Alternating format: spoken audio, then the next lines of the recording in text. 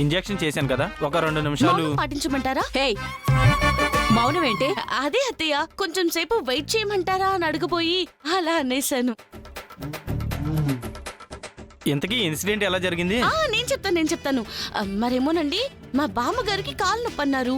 నేనేమో ఆవిడ కాలికి మర్దన చేసి అటు ఇటు ఇటు అటు వాకింగ్ చేయిస్తున్నాను. ఈలోపు మా అక్షిత వచ్చింది. దగ్గరకొచ్చి జాగ్రత్తగా నడవండి, జాగ్రత్తగా నడవండి అని, జాగ్రత్తగా నడవండి అని బామ్మగారికి జాగ్రత్తలు చెప్తూ అలా జారుకుంటూ వెళ్ళిపోయింది. మరి రెండో అమ్మాయి ఫ్రేమ్ లోకి ఎప్పుడు వచ్చింది? అది నేను చెప్తాను. మరి ఏవోనండి, ఇది జారుకుంటూ ఇలా వెళ్ళింది, అది అడ్డొచ్చింది.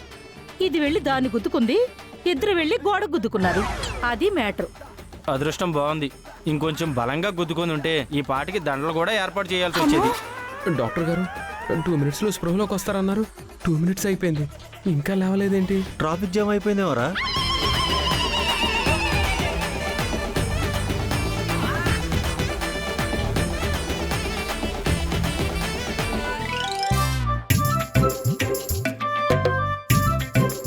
ఏం జరిగింది? మీ చావు మా చావుకొచ్చింది. అయినా ఏంటమ్మా మీరు, స్కేటింగ్ చేస్తే ఏ మంచు కొండలోనే చేయాలి కానీ ఇలా ఇళ్లలో చేయడం ఏంటి? నేను స్కేటింగ్ చేయలేదు డాక్టర్. మరి జారుకుంటూ ఎందుకు వచ్చావు? పట్టుకోపోయి నా మీద కూడా పడి నన్ను కూడా తీసుకెళ్లి గోడ కింద గుద్దేశావు. నువ్వు పొరపాటు పడుతున్నావు భువన. తను స్కేటింగ్ చేయలేదు. బామ్మగారు పడిపోతారని చెప్పి జాగ్రత్తలు చెప్తూ తనొచ్చి నీ మీద పడిపోయిందన్నమాట. సరే అమ్మా, ఇంకెప్పుడు ఇలాంటి రిస్కీ షాట్లు చేయకండి.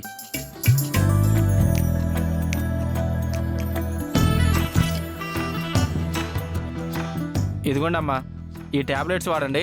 ఒక వారం 10 రోజుల్లో నార్మల్ అవుతారు. వస్తానండి.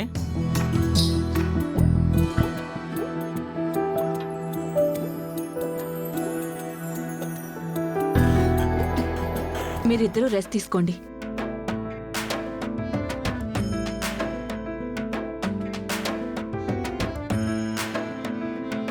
అసలు బామ్మగారికి జాగ్రత్తలు నువ్వు చెప్పడం ఏంటి? చెప్పే నువ్వే జారిపడ్డవేంటి? నాకేం అర్థం కావట్లేదు. ఏం లేదు, ఆ పల్లవిని దెబ్బ కొట్టాలి అనుకున్నాను.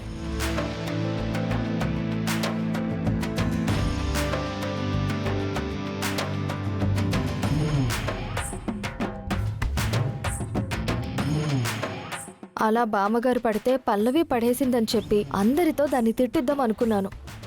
కానీ పొరపాటున నేను స్లిప్ అయ్యాను.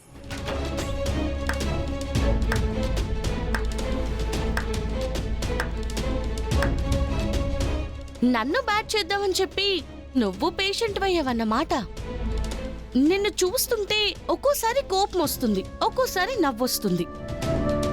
నువ్వు తింగర్ దానివో తెలివైన దానివో అర్థం కావట్లేదు అక్షిత. ఎత్తు బాగానే వేశావు. బామ్మగారిని నేను దగ్గరుండి నడిపిస్తున్నాను కాబట్టి ఆవిడ్ని కింద పడేలా చేస్తే నేనే పడేశానని నువ్వు కలరివ్వచ్చు. అది ఇంట్లో వాళ్ళందరూ నమ్మొచ్చు. నువ్వు కాఫీ తాగి నేల మీద పోస్తూ నన్ను చూసావు, కానీ నేను నిన్ను చూస్తున్నానని నువ్వు అబ్జర్వ్ చేయలేకపోయావు.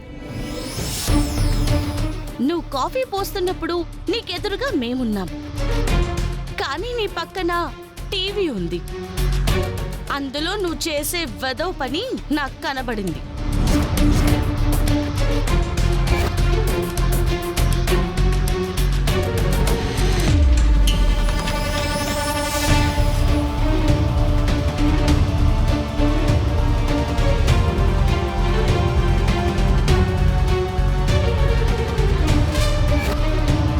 అంటే అక్షిత ప్లాన్ అర్థమయ్యి కావాలని నువ్వే రివర్స్ చేసావా? అంతే కదా మరి. అయినా ఈ భువనకైతే పని పాట లేదు, తాడు బొంగరం లేదు, పెళ్లి పటాకులు లేవు. దాంతో చేరి ఎందుకు నీకివన్నీ? ఏయ్, నన్నే కామెంట్ చేస్తావా? పళ్ళు రాల్తాయి. నేను మాట్లాడేటప్పుడు మధ్యలోకి రాకు. ఎన్నిసార్లు చెప్పినా నువ్వు ఇలాంటి వెదవ పనులు చేస్తూనే ఉన్నావు. చూస్తున్నా చూస్తున్నా భరిస్తున్నా కానీ ఏదో ఒక రోజు నాకు విసుగొస్తుంది. ఆ రోజు మటన్ షాప్ లో మేకని వేలాడదీస్తూ తోలొలుస్తూ ఉంటారు. ఎప్పుడైనా చూసావా?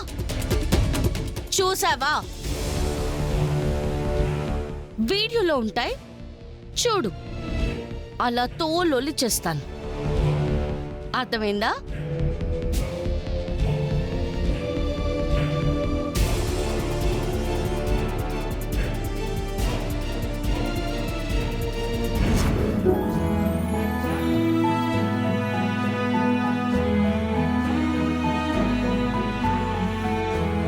హాయ్ రా. హాయ్ రా. హాయ్ పల్లవి.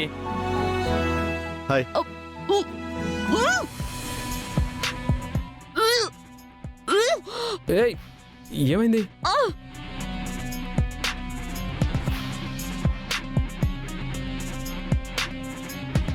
హే! పల్లవి తల్లి కాబోతుంది, చరణ్ తండ్రి కాబోతున్నాడు. కంగ్రాట్స్ పల్లవి. చరణ్, అన్నయ్య కంగ్రాట్స్ రా. వదినా కంగ్రాట్స్ వదినా. ఏంటి ఏమైంది? మమ్మీ నువ్వు నానమ్మవు కాబోతున్నావు, నేను బాబాయిని కాబోతున్నాను. అక్షిత నువ్వు పిన్నివి కాబోతున్నావు.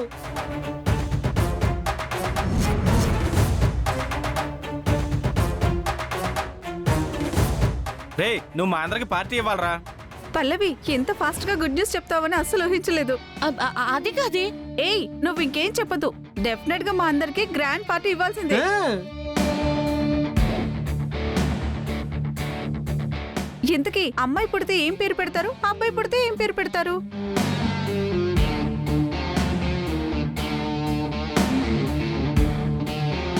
రే ఏంట్రా ఇది? నాకు తెలియట్లేదు మమ్మీ. నీకు తెలియకుండా ఎలా జరిగిందిరా? పల్లవి